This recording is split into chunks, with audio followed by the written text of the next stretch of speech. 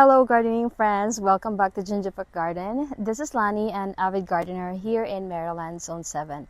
I am filming this video in mid-July 2024 and I am already harvesting a ton of peppers. Today I want to share with you my 10 tips to grow peppers successfully in a small space garden. Tip number 1 is to choose the right variety. There are thousands of peppers to choose from, but what you grow depends on your preference, goal, and space.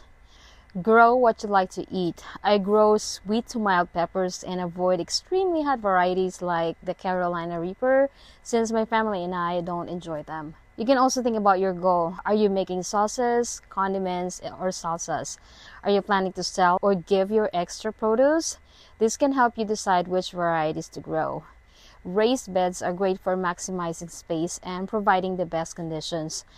If you don't have a lot of space, peppers can also do well in containers. I've grown them in 5-gallon buckets, but self-watering planters work best. The more space you give them, the better they'll produce. Some of my favorite varieties are bell peppers, lunchbox, shishito, and jalapeno peppers. Choose what's best for your space, preference, and your goal. Tip number 2 is to start indoors. Peppers are tender plants and can survive freezing temperatures, so start them indoors 8 to 10 weeks before the last frost date. This gives them a head start and ensures they're strong and healthy when it's time to transplant them outside. In my zone, I start sowing in early February. This year, I started in December and it did make a difference in my garden's production, but it's not necessary to start that early unless you have the space. Tip number 3 is to regulate soil temperature. Peppers need 6 to 8 hours of direct sunlight. They produce all season long, but some varieties like bell peppers will stop producing and drop flowers in hot weather like the 90s. Hot peppers, however, don't mind the heat. Protect your plants from extreme heat by using shade cloth and mulching.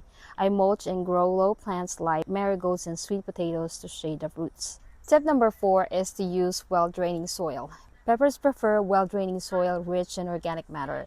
A mix of garden soil, compost, and perlite and vermiculite works great. This ensures good drainage and nutrient availability. Tip number 5. Water consistently. Keep the soil consistently moist but not waterlogged. Water your peppers deeply once or twice a week, depending on the weather. Mulch around the plants to retain moisture and reduce weeds. Tip number 6 is to feed regularly. Feed your pepper plants every 2 to 3 weeks with a balanced fertilizer or compost tea. This provides the nutrients they need for healthy growth and abundant fruiting. Tip number 7 is provide support. As your pepper plants grow, they may need support to stay upright. Use stakes or small tomato cages to keep them from falling over, especially when they're loaded with fruits. Tip number 8 is to prune for productivity. Pruning can encourage bushier growth and better fruit production, but it depends on the plant's maturity and variety. I pinch at the growing tips of the main stem when they touch my grow lights indoors, so this is when it's really early in its growing stage. I also pinch the flowers that bloom before transplanting to prevent stunted growth. I also prune to remove the diseased and damaged leaves. Tip number 9 is to watch for pests and diseases. Keep an eye out for common pests like aphids, spider mites, and white flies. I usually rely on beneficial insects, but if needed, I use strong waters or pick pests off by hands. As a last resort, I use neem oil or insecticidal soap. I also avoid overhead watering to prevent diseases like powdery mildew. And finally, tip number 10, harvest regularly. Harvest your peppers when they reach the desired color and size. Depending on the variety, they can be green, red, yellow, or orange.